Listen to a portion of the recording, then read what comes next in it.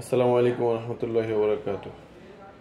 আমরা বিদেশে যারা যাওয়ার আগে যেই বিষয়গুলো লক্ষ্য করা উচিত, যেমন অনেকে বিদেশে যায় কিন্তু বিদেশে যাওয়ার পরে সবচেয়ে বেশি সমস্যায় পড়ে হলো ভাষাগত সমস্যার কারণে।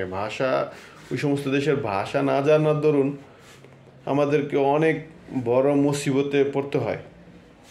যার দরুন আপনারা যখন আমরা যাওয়ার আগে সবসময় এই ভাষাটা ভালোভাবে রপ্ত করে যাব।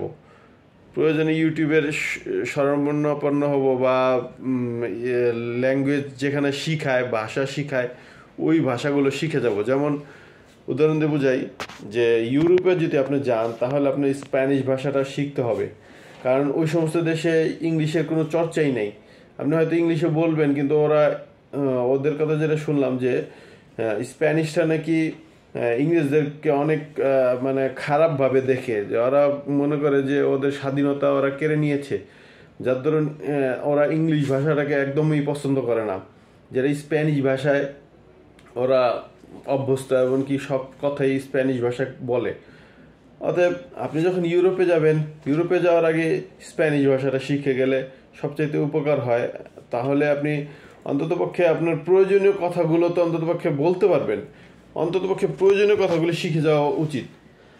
আর ইংল্যান্ড, কানাডা বা অস্ট্রেলিয়া এই সমস্ত দেশে ইংলিশটাও সমস্যা নেই। ইংলিশ শিখে গেলে তখন ইংলিশ ভাষাটা কথা বললে তখন আপনি হয়তো মনে করেন অনেক সুন্দর সাপোর্ট পাবেন বা উপকার পাবেন। আর মধ্যপ্রাচ্যে যদি যান তাহলে আপনি ইংলিশ বলে আপনার কফিলের যত কাছে আসতে পারবেন, ঠিক আরবিটা যদি আপনি এর চেয়ে ভালোভাবে বলতে পারেন বা আরবিটা যদি আপনার মনস্তাত্ত্বিকভাবে ধরে নিতে পারেন, এমনকি ওই আরবি ভাষায় যদি আপনি কথা বলতে পারেন, তাহলে কি হবে, আপনি আপনার কফিল বা আপনার মালিকের একেবারে কাছাকাছি চলে যেতে পারবেন।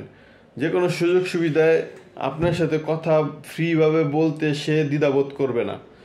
অতএব আমাদের বিদেশে যাওয়ার আগে সর্বপ্রথম এই বিষয়গুলো খেয়াল করা উচিত যে ভাষাগত শিক্ষাগুলো এগুলো সর্বপ্রথম আমাদের রপ্ত করা উচিত। তাহলে কি হবে যে এই ভাষাটা যদি আমি রপ্ত করে যেতে পারি, আমার অন্যান্য কাজও যে কোনো কাজের জায়গায় গিয়ে কাজ করাটা আমার জন্য সুবিধা। হ্যাঁ, ফ্রি ভিসায় গেলে এটা তো সুবিধা বেশি, কিন্তু ভাষাটা রপ্ত করতে পারলে আপনি যে কোনো ওই দেশের লোকদের সাথে সুন্দরভাবে মিশতে পারবেন, এমনকি তাদের সাথে আপনার সমস্যাগুলো খুলে বলতেও পারবেন, এমনকি আপনার সুযোগ সুবিধাও পাবেন।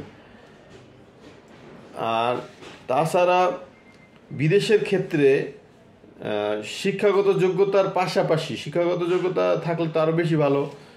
আর যে সমস্ত দক্ষতার ক্ষেত্রগুলি দরকার পড়ে সেগুলো হলো ফ্রিজ সারানো, ফ্রিজ, এসি, এই সমস্ত যন্ত্রপাতিগুলোর যারা কাজ জানে তাদের ডিমান্ড অনেক বেশি থাকে।